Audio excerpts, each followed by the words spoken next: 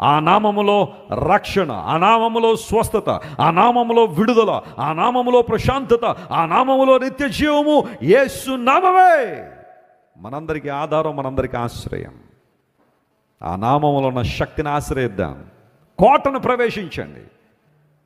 మీ జీవితాల్లో నిందలు మిమ్మల్ని తరుగుతున్నప్పుడు, డిప్రెషన్ మిమ్మల్ని తరుగుతున్నప్పుడు, యాంగ్జైటీ మిమ్మల్ని తరుగుతున్నప్పుడు, రకరకాల శోధనలు మిమ్మల్ని తరుగుతున్నప్పుడు, ఏదో తెలియని వెలితి బాధ మిమ్మల్ని కృంగదీస్తున్నప్పుడు, get into the fortress of God. It's a spiritual fortress.